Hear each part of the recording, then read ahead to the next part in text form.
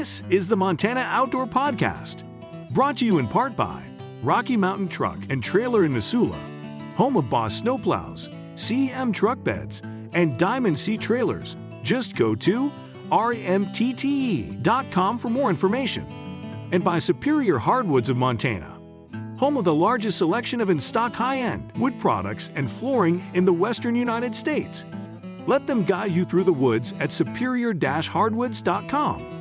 Now, get ready for more fascinating topics and the most interesting people you will ever find in Montana's great outdoors. We offer new podcasts most every Saturday. You can get a link to these podcasts by going to our website, montanooutdoor.com, or by going to our Facebook page, or just send an email to Downrigger at montanooutdoor.com and say send a link to my email. It's that simple. Now let's head out with your host, Downrigger Dale, and see what's going on in Montana's great outdoors.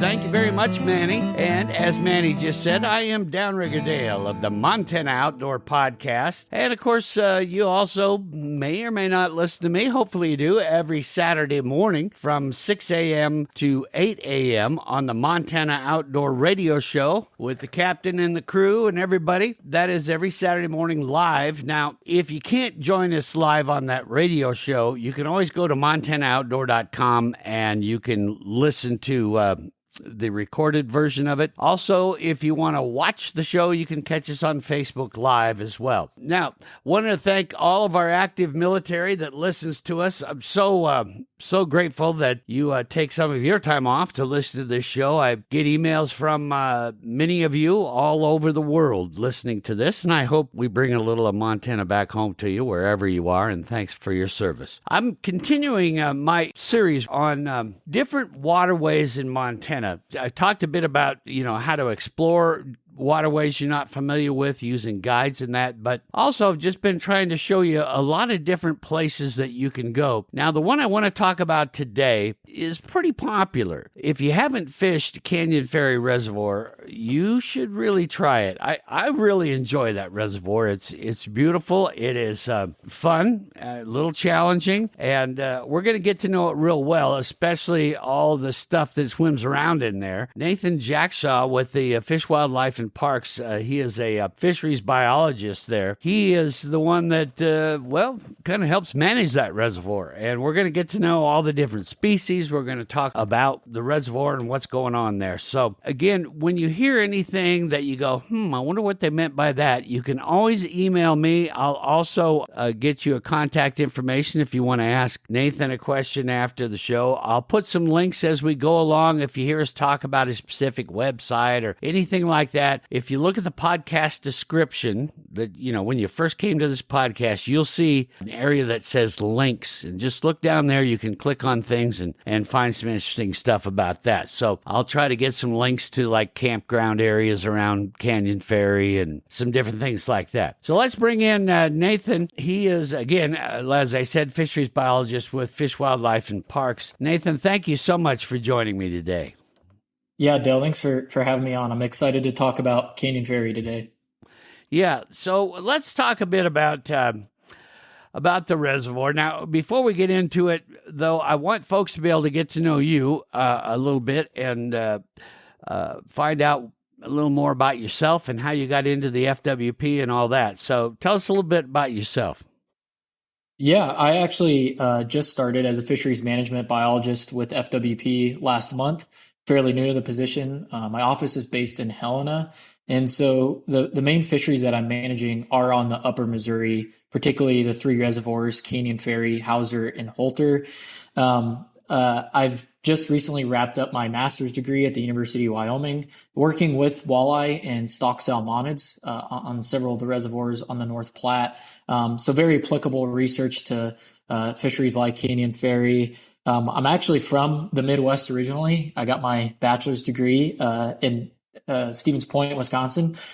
Great program there. But all my jobs for temporary work after college have been out west. So I've worked for state agencies like South Dakota Game Fish and Parks, Wyoming Game and Fish Department, and Idaho Fish and Game. And so this is my first job with Fish, Wildlife, and Parks. I'm excited to jump in and work with some challenging fisheries that have a lot of awesome fishing opportunities. And Canyon Ferry is the big one in my region. Yeah, that is a great reservoir, but there are several others that are great. Many of you may have remembered our podcast we did with Adam Strainer, and that was the job you're in now was the job that Adam Strainer I'm the new Adam. Yep. Yeah, the new Adam, and Adam moved up the ladder a little bit, but I'm sure we'll catch up with Adam again. Now, you mentioned that you're fairly new to FWP here in Montana and new to Canyon Ferry.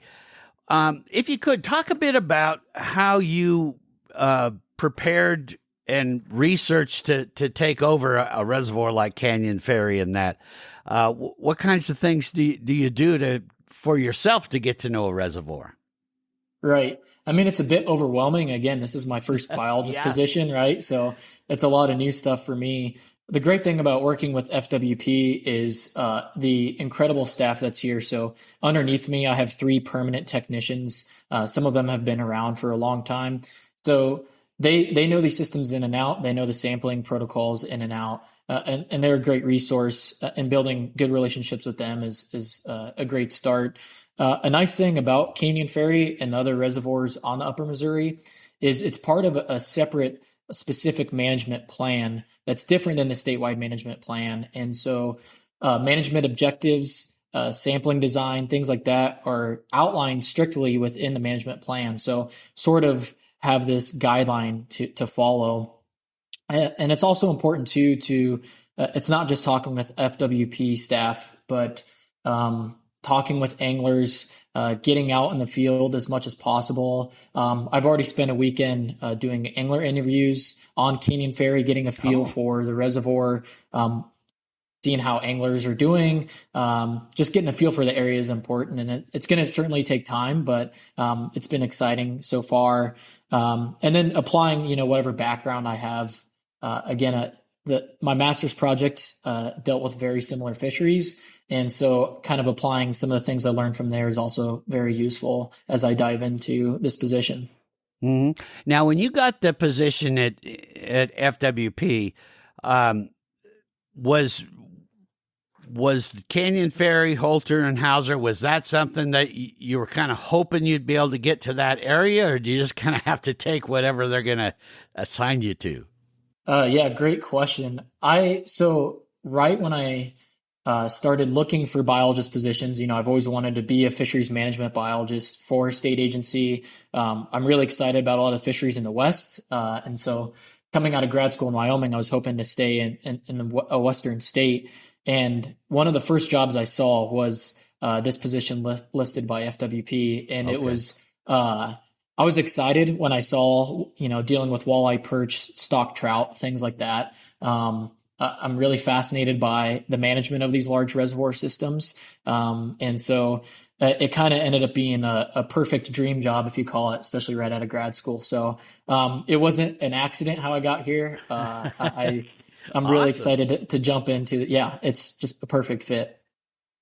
So once you started to get to know Canyon Ferry and all the biology, in the water body, was there anything in particular that you found out that, say, maybe surprised you or something you had no idea was in there? I don't think anything particularly stood out. I guess some of the more surprising thing is it's very similar population demographics, particularly with walleye, to one of the reservoirs I worked on in Wyoming. That's Pathfinder Reservoir. And I saw a lot of similarities, and that kind of stood out of, maybe there's trends in some of these reservoir fisheries that aren't just in one system, but, common throughout the West. So that kind of stood out. I guess one cool thing about Canyon Ferry is, since it's such a large reservoir, our stocking densities of rainbow trout are actually lower in terms of, some of the smaller reservoirs downstream like Hauser and Holter, but we're still consistently hitting management objectives and producing really quality fish, despite having a top predator like walleye in the system and having that lower stocking density. It seems to just produce rainbow trout, and it's a great trout fishery. So that's definitely exciting to have that. Yeah, I remember reading about Canyon Ferry and the walleye in there, and I'm trying to remember what the stat was. It was like in the tons of perch that they consume in a year. Have you seen that stat yet? I don't know that number off the top of my head, but I'm sure it is a lot. Yeah. Walleye are really good at finding fish to eat, and there's a lot of walleye in there. So I imagine it takes a ton of perch to keep them fed. Yeah, it blew me away. I'll put that in the podcast description once I pull that up, guys. And there's a little bit of an article on it, I think, on the FWP site. So I'll put a link in there. But yeah, I was blown away. Like, wow, no wonder those things can get big, that big. They really put it away. So let's talk some fishing here. What are the different species that inhabit Canyon Ferry? We talked, obviously, there's walleye, but what else is swimming around down in there? Yeah, we kind of touched on a couple of them already. Some of the more popular species or game fish species present in Canyon Ferry include walleye, rainbow trout. They're all also brown trout in the system, although at a lot lower densities than rainbow trout. Yellow perch, as we mentioned, although their numbers are a little bit lower right now. There's also important prey species for walleye, like white suckers, that are in the system. We also have a couple of nuisance species that are in Canyon Ferry.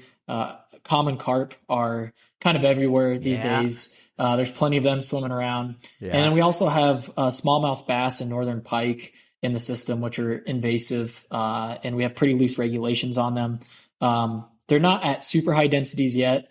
And I think some people are certainly excited about the opportunity for large pike. They're not super common, but when we see them, they get pretty big and can get over 40 inches, which is pretty wild to see. So those are kind of the key species, in the reservoir. So when you say that the smallmouth and the pike are kind of a nuisance species, is that something you guys are going to try to, remove out of there, or are they there to stay? Yeah, it's hard to get rid of a fish. Yeah, and a system that big. I mean, when we do our any type of netting on the reservoir, FWP will euthanize smallmouth bass and northern pike that we catch, and we encourage anglers to harvest those fish. For example, northern pike, there's no bag limit; you can keep as many as you want, and we even have some unique opportunities such as spearfishing through the ice that's allowed on Canyon Ferry as well. But there's no sort of active large-scale suppression efforts on those fish. Okay. So just kind of up to us fishermen to get after them and haul them in, which we are happy to do. Right. Good. Of all those species you mentioned, what would be the most abundant in the reservoir, do you think? It certainly seems like walleye are the top species in that reservoir, yeah. Mm-hmm. Yeah, that seems to be. Now, would you say that's probably the most popular among the fishermen as far as what you've seen from maybe creel studies and things like that? Yep, it certainly is the most targeted species. I think it's 50 or 60% of anglers are targeting just walleye. And then the next kind of group is targeting both trout and walleye. So it certainly seems like it's the most desired species in the system. People do like to target rainbow trout as well, but walleye are becoming more and more popular out west, and so Canyon Ferry is certainly one of those fisheries. Why do you think the walleye are so popular? Is it because they're such a good eating fish, do you think? Or yeah, they taste delicious. That's why people like them. That's my whole thing about them. I love walleye fish. Another thing I love about walleye is the hunt. They're kind of an interesting fish to hunt down, and then the way that their bite is like you're never quite sure, and it's a mystery probably will never be solved of why, one day it's all about leeches, the next day it's all about crawlers or crawler harness, or it's so interesting how the walleye will. I don't know what they're keying on. Do you have any idea what it is? Is it maybe just the kind of bait that's coming through, or what? Yeah, probably a lot of it is dictated by forage availability. It does seem like they have some pretty odd behavior sometimes, but I think it's because they're such good predators. They can occupy a bunch of different habitats. They can select for certain types of species. And typically what I've seen when in past research is when there's a high abundance of the optimal prey, they're going to target that prey forage. And sometimes that can switch really fast, especially in a reservoir when conditions are changing. In Canyon Ferry, we even see fish post-spawn that run up into the Missouri River above Canyon Ferry, what we think is a foraging run with potentially a little bit better prey availability in the river. And so I think since they are such good predators and can prey on a bunch of different species in different habitats, I think it makes it tougher for anglers to pinpoint just because it can change so much seasonally. Yeah, and that seems to be at least for me, that's another thing that I really like about fishing for walleye is it'll challenge you. They can frustrate you, and then at other times you're like, wow, this is a great day. Of the species we talked about, now in Canyon Ferry, what would be native species, do you know, and what would be non-native? So most of our game fish species that we have management objectives for, like walleye, rainbow trout, brown trout, those are all non-native fish species. A lot of our native fish species are not game fish, so things like white suckers. You'll see more so in the river now, but mountain whitefish, some day species, things like that are forage species for walleye are native. But for the most part, we're managing for non-native fish in a system that's obviously been heavily modified through the building of dams and things like that. Right. Yeah. We're going to take a quick break here. And when we come back, I want you to talk a bit about if there's any of those species that are maybe a favorite of yours or one that you really like to research more. And then I want to talk about the in Canyon Ferry, just a little bit about the fishermen and maybe some of the comments and things that you might hear from them. So we'll do that right after this. In Montana, discover a land where adventure roams free. Explore small towns where every corner tells a story and every greeting comes with a smile. Saddle up for breathtaking horseback rides or catch a fish in a crystal clear lake. Spend your evening sharing stories around a campfire under a starlit sky. That's how you Montana. Plan your trip at visitmt.com. That's visitmt.com. Want to thank our new sponsor, visitmontana.com. Thank you so much. And if you guys haven't seen that website, check that out. Especially send the link to any of your family and friends that are thinking about coming to Montana.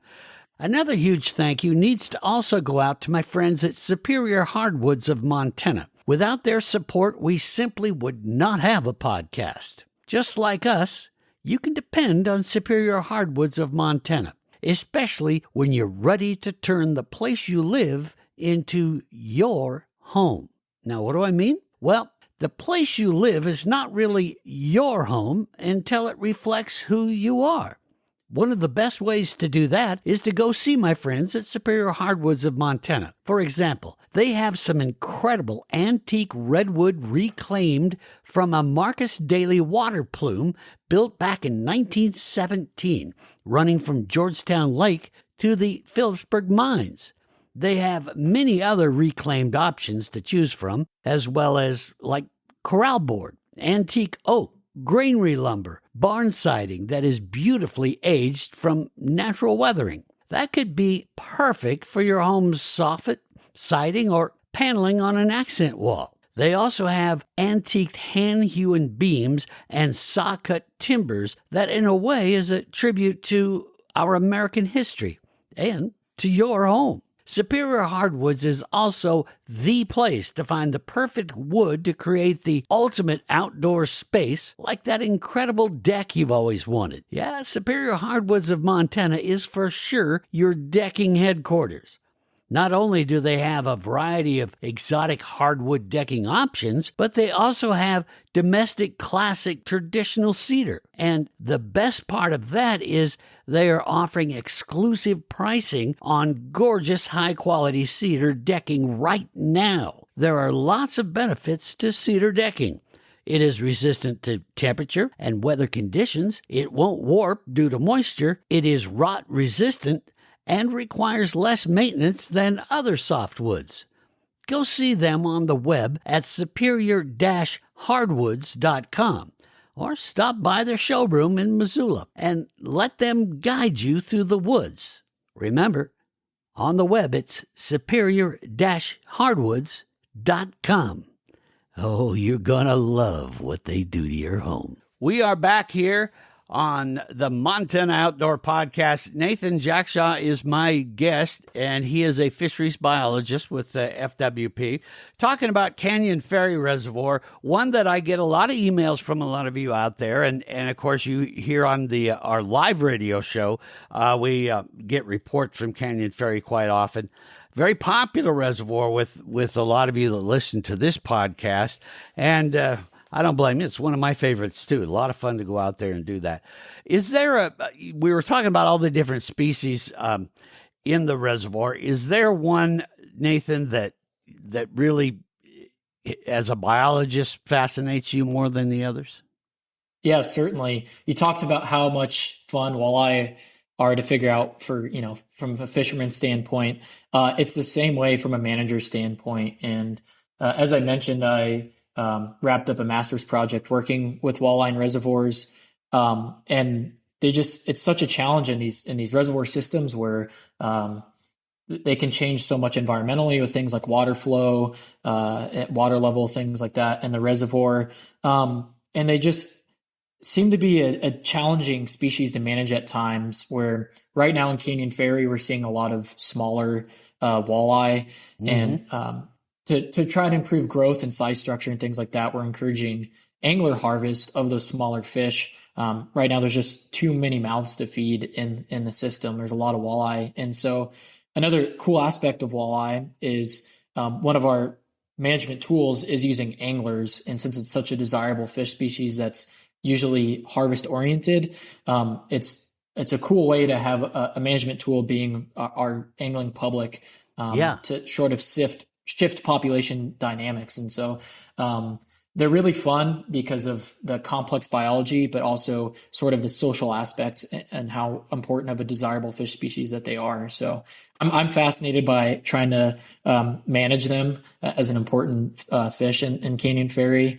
So when you say, make sure you harvest the smaller walleye, I know that can be, and some of you anglers that are listening go, well, yeah, but I'm after the big ones. Well, okay, but they're excellent eating, so there's nothing wrong with keeping those nice little ones.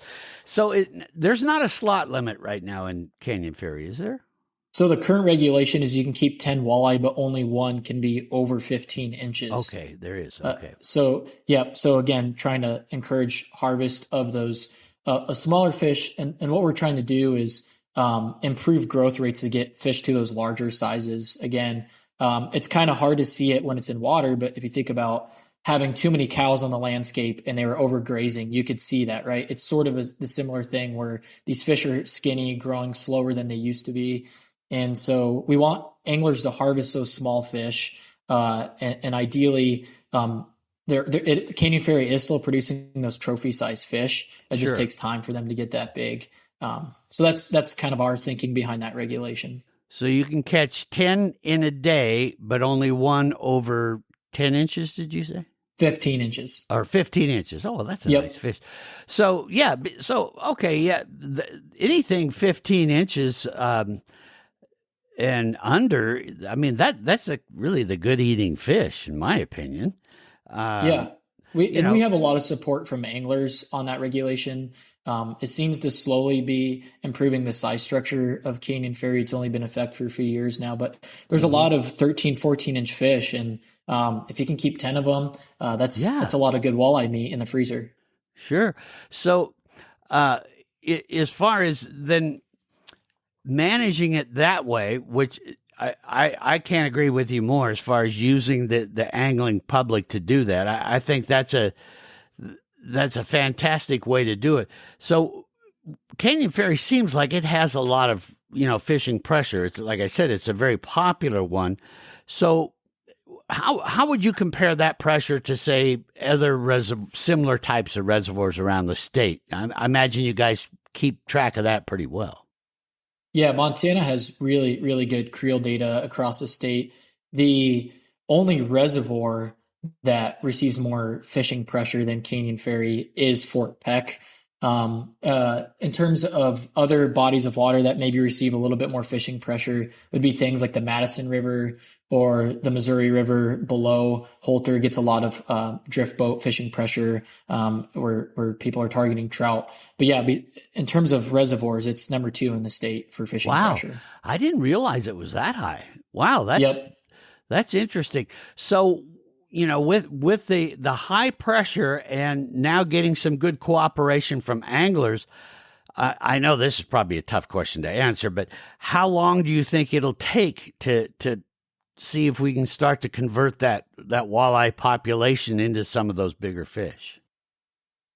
Yeah, hopefully it's within the next 5 or so years. Again, we're seeing some slight improvements.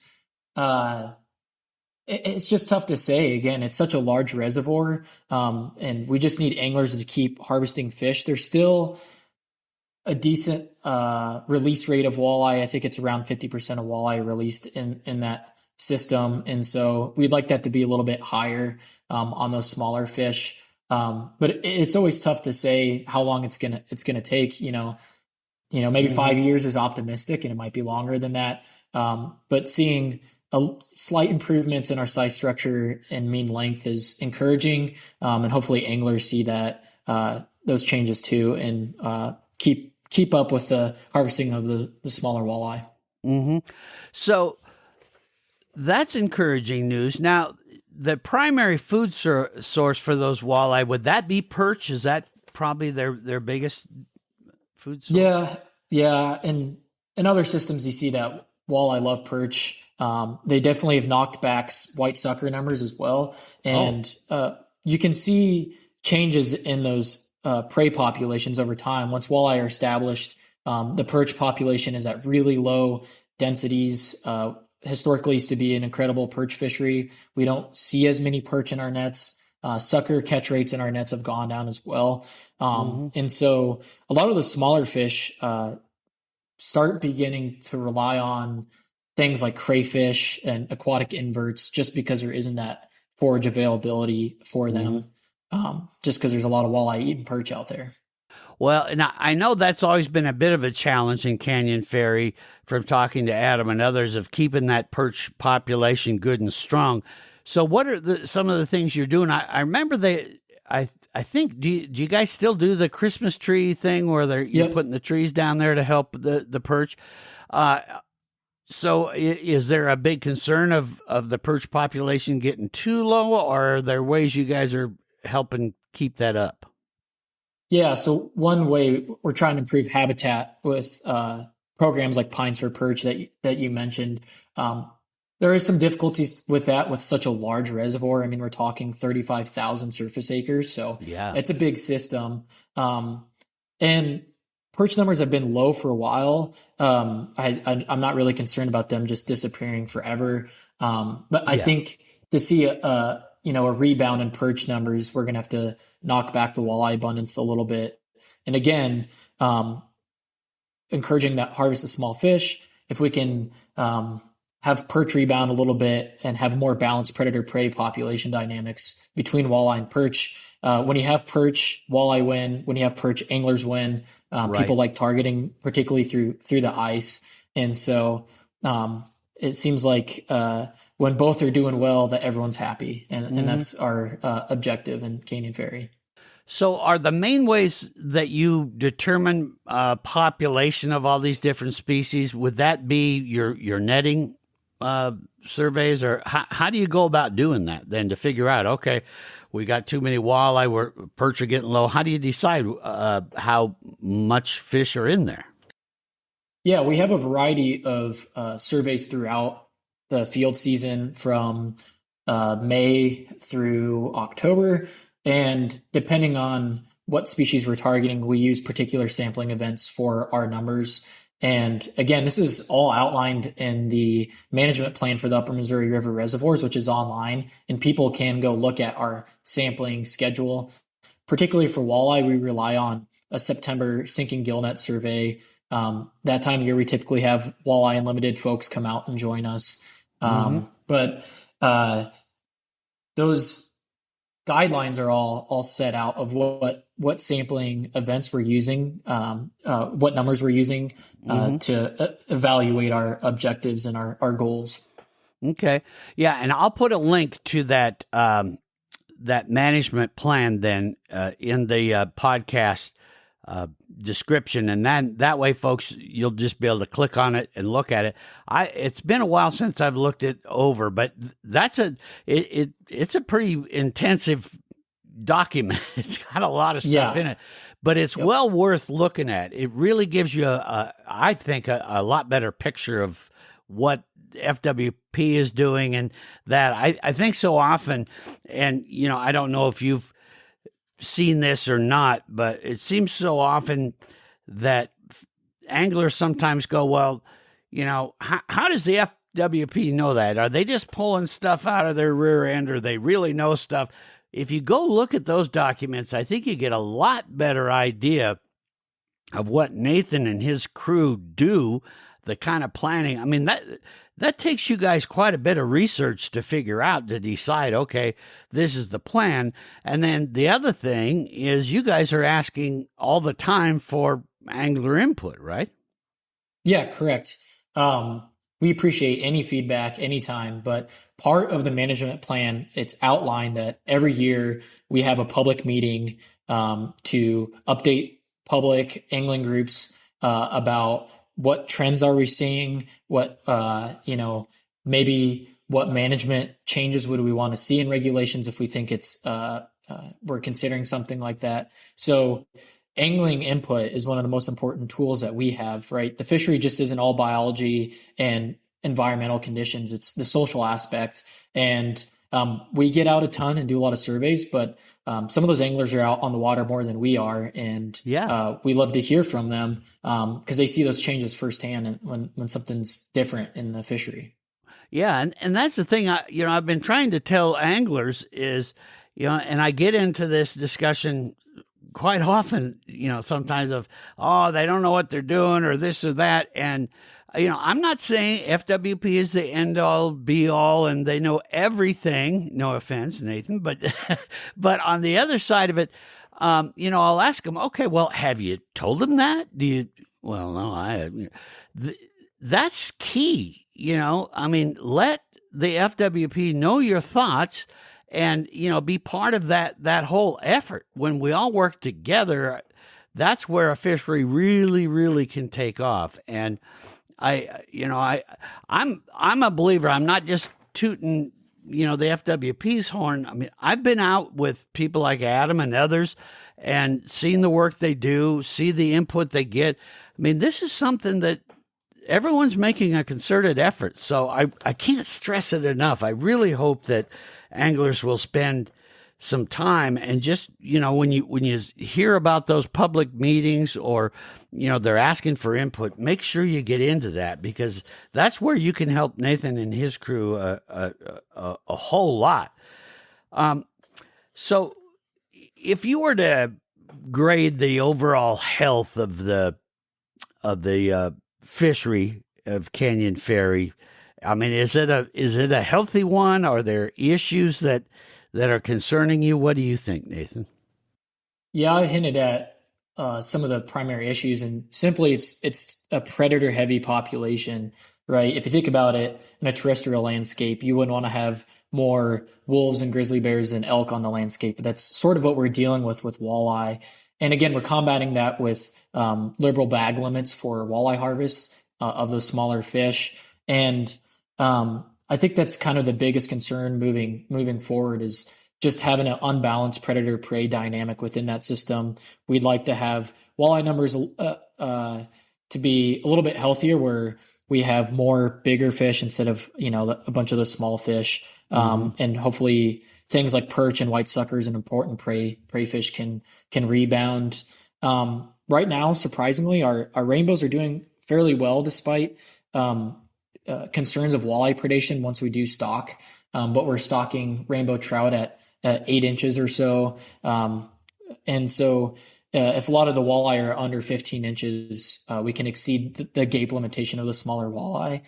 And so that's something that we have to keep in mind is predation of our hatchery fish as well, especially with the extra pressures from northern pike and smallmouth bass on top of walleye predation. Okay. We're going to take a quick break here. And when we come back, I want to talk a bit about as far as the system related to Fort Peck, the Missouri River system. And maybe you could give us a little idea on what's going on in the river itself. And then I'm going to put a little pressure on you and ask you where we can find the walleye we're looking for. Well, we'll see if we can get some inside information, folks, right after this. Hey, gang, thanks for supporting and listening to this podcast. I can't tell you how much it means to all of us that you're here. And speaking of support, we would not be able to do this podcast at all if it weren't for sponsors like Rocky Mountain Truck and Trailer. It is truly an honor to have Rocky Mountain Truck and Trailer on our team. If you own a trailer, you ought to think about adding them to your team, too. They can service your trailer, and when it comes to repairing trailers, well, you won't find anyone better at it than Rocky Mountain Truck and Trailer. If it's parts you need to do your own service and repairs, well, they are the place for that. Another thing you may not know about Rocky Mountain Truck and Trailer is they install all kinds of accessories for the truck that pulls your trailer. Whether it's just the necessary items to help your truck get the trailer down the road perfectly, or all those gadgets and bells and whistles to dress your truck up a bit and, well, make it your unique style. And here's the best part. The folks that do all those repairs and installations are real technicians. They do things the right way and do it to such a degree of precision and reliability that you can roll down the road with confidence. Whether you need your trailer bearings packed, the whole thing rewired,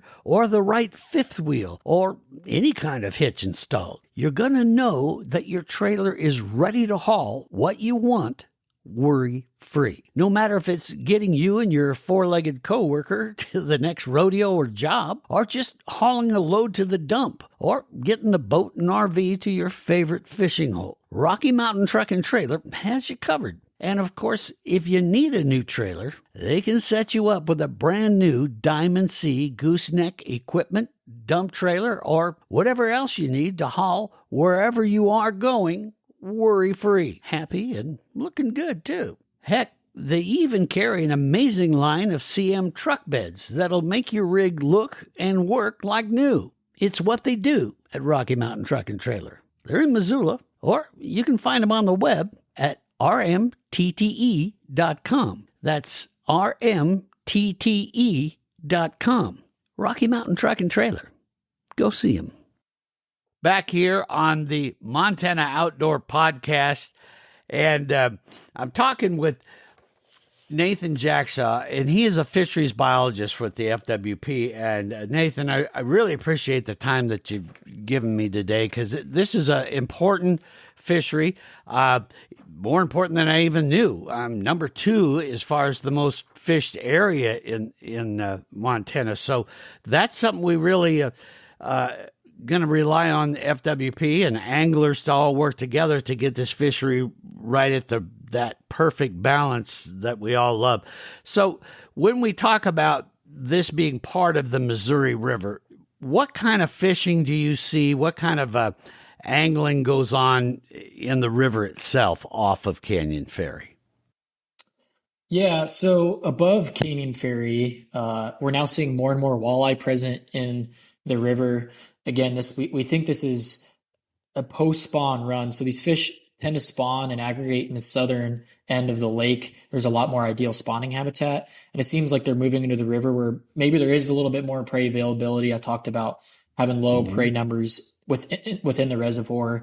And so anglers are certainly figuring out how to target walleye within the river. You get farther upstream on the Missouri River, we do manage that for a wild trout fishery with both rainbow and brown trout. Okay. And so those are kind of the two main fisheries above Canyon Ferry. I manage Hauser and Holter as well. And so those tailwaters also produce high numbers of really big trout, rainbows and browns as well. And downstream of Holter, all the way to Great Falls is great trout fishing waters as well. Yeah, we'll definitely have you back again to talk a bit about those other reservoirs too. In fact, I'm going to be doing a podcast on the water. Every now and then I'll do a podcast actually on the water, and we're going to go with Kit and Trevor Johnson and target some of those big salmon that are in there in Holter. And we've talked with them about that before, so we're gonna, in an upcoming podcast, we're gonna do a follow up and actually get out on the water and see if we can pull some of those in and then talk to them. They have a lot of great local knowledge of both Holter and Hauser, and that'll be fun to do. And then we'll follow up with you too, and maybe get out and participate in one of your surveys or something like that, and just get a feel for what's going on out there. So we talked about how the river is doing its thing. We're seeing angling maybe move up that area a little. Would that be something that you would suggest doing if you want to maybe find a little more walleye, or maybe the type of numbers or size they're looking for? Or would that really be any advantage or not? I certainly think at times of the year it could be an advantage. Early summer, late spring, when those fish are moving in, particularly for shoreline anglers that maybe Canyon Ferry is dominated by boat traffic and boat anglers because of its size. Right. If you don't have a boat, there is some shore access on the Missouri River that those walleye might be more accessible for the shore angler. So for those folks, I highly recommend getting out. And again, it's going to be dependent on things like flows, how easy it is to fish, but there certainly are walleye up there, and I would encourage anglers to fish that stretch of the river. Okay. And speaking of the boats, one of the things that I notice, and this happens, I think, on a lot of different reservoirs, where fishermen will start to congregate in an area because they go, I did pretty well there, and pretty soon we see all that.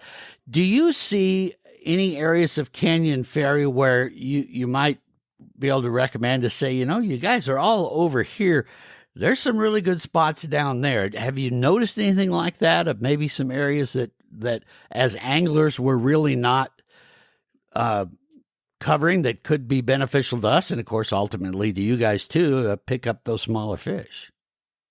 Yeah, I mean, you'll see anglers target that south end of the reservoir over by silos and the ponds. Mm-hmm. And they're fishing a great part of the reservoir that time of year. So again, walleye are spawning in the spring, probably around April. It can depend on how long of a winter we have and water temperature and things like that. But walleye are definitely congregating there. Some of them are moving into the river as well. But fishing is starting to slow down a little bit on that end of the reservoir, and some of those walleye will start migrating back up throughout the reservoir. And so don't be afraid to go try that north end later in the summer. We see a lot of big walleye that kind of go into the deeper, cooler water in that end of the reservoir, and just be open to trying new places to fish, right? It's fun to have that challenge and maybe just go outside of your comfort zone. And sometimes it's nice not to be surrounded by 30 other boats as well. So the walleye are fairly well dispersed throughout the reservoir, aren't they? They are, with the exception of spring, and it's not like every single walleye is spawning on that south end. We just see a little higher densities, but starting now throughout the summer, they're really dispersing kind of throughout the reservoir pretty evenly. And how does that, as we get up into the higher temperatures, which, we're going to start to see, higher and higher temperatures as we go along, how does that affect the walleye? Do they tend to keep going deeper and deeper, or what do you feel? I know they tend to that temperature, in the spring is what triggers the spawn as that goes up. But now as we get into this summer here and that heat goes up, that kind of changes their behavior, doesn't it? Yeah, they're gonna likely choose more optimal, cooler water temperature. A lot of this could be driven too, like by whatever prey forage. Perch aren't going to want to be in super hot water close to shore. They're going to move down too, so they're going to follow the food and find those prey sources that are a little bit cooler water temperatures as the summer goes on. Okay, well then that gives us some good advice there, folks. So think about that when you're out and about on Canyon Ferry and doing that. As far as areas, water level for Canyon Ferry, this is something, that I know with any reservoir becomes a concern, especially this year. We really didn't get the snowpack we were, looking for. Right. How is the water levels now, and what do you anticipate for Canyon Ferry later in the summer? Are we going to have an issue there, do you think? Yeah, potentially. We've kind of been wet recently, which seems to help. That has helped. So right now, the Bureau Reclamation, who operates the dam on Canyon Ferry, I think we're 3 feet away from filling, and hopefully we actually fill the reservoir. And once it's filled, starting in July, they'll start pulling water out of that. Really, we'll have to see with how hot of a summer and how dry of a summer it's going to be. We're hoping it's not as bad as what we were expected earlier in the spring with the limited snowpack. But some burst of moisture, particularly in the mountains, might help us fill and maybe not drain it as fast. Because less water doesn't benefit the fish and doesn't benefit anglers. So the more, the better. Yeah, when that water goes down, it changes the whole landscape below you. And, makes for some challenges. But how does that affect the health of the fish when this water starts to drop?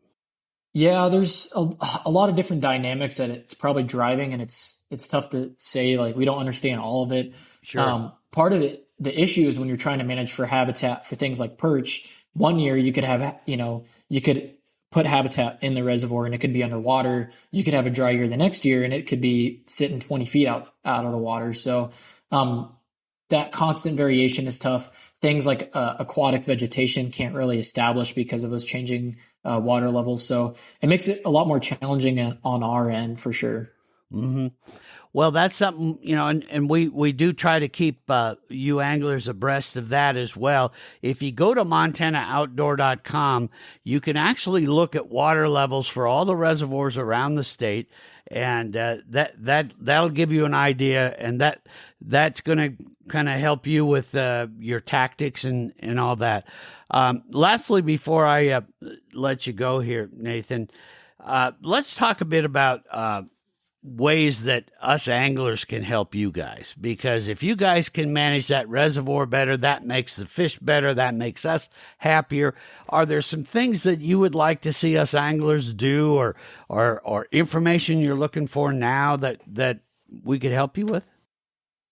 Yeah, we talked about it earlier, and that's Right. being vocal about the things you're seeing. You can go to FWP, and it's pretty easy to find contact information for a body of water for biologists. And we love to hear from folks. Give us a call, send us an email, especially if there's things that anglers are concerned about, or maybe they want different management regulations, things like that. We love to hear the feedback. Come to those meetings that we have. But more importantly, I don't think people understand that your fishing dollars, your license dollars, go directly to paychecks like mine. So keep buying those fishing licenses, get out. There you go. We love to see people out catching fish, and don't always report just the bad stuff. Tell us if we're doing good, and seeing people have a smile on their face after a good day of fishing is why we do it, and it's exciting to see. A lot of the fisheries biologists, we're anglers too, and we sort of want the same things out of our fisheries. We want a lot of walleye that are nice size for eating, and that's what I want. And I feel like a lot of anglers in Canyon Ferry are wanting that. But just reach out and tell us how we're doing. And do you mind if anglers shoot you an email? Yeah, absolutely. I don't Okay. know if you want to put it in the link or Yeah, I'll put a link to your email in there, so that perfect. people be able to click on that and they can get in touch with you. Now, what do you fish for when you get a time to actually just be an angler? What are the fish you like to target? Yeah, kind of varies. Sometimes in the heat of the summer, I like to escape into the mountains, but Yeah. certain times of the year, I like to get the boat out. I really like targeting walleye. Some of the spring rainbow trout fishing in these reservoirs can be really good when these trout are spawning and they're shallow. Mm-hmm. They're super accessible, and it's cool seeing those big rainbows up shallow. So it's kind of a variety of things. It's definitely seasonally, it changes what I'm fishing for. So kind of a variety of stuff, but you may just run into me fishing for walleye on these reservoirs. Yeah. When I'm not wearing the FWP t-shirt. So Yeah, you'll be out there with the rest of us looking for the big uns out there, and then yep. also getting some stuff for the dinner plate. Well, I really appreciate your time, Nathan. And again, folks, if you want to get in touch with him, you'll see a link down there. You just click on it; it'll actually just open up your email app, and boom, it'll be ready to go. You don't even have to cut and paste or anything. It's all right there for you. Anything else you want to add before we head on out of here? Oh, I think we're good. I just wish anglers on Canyon Ferry the best of luck. Get out there, catch those walleye. Seems like our rainbow plants from last year are doing well. So Yeah. Hopefully see plenty of those rainbows in the future. All right. Well, keep us posted, Nathan. Anytime that you got updates or whatever, just shoot me an email, and I'll be sure to share it on with all of our listeners all around Montana and all around the world, so they know. And we're gonna bug you some more and have you back on some of these other reservoirs too. And thanks for what you do for FWP and what you do for our waterways here in Montana, Nathan.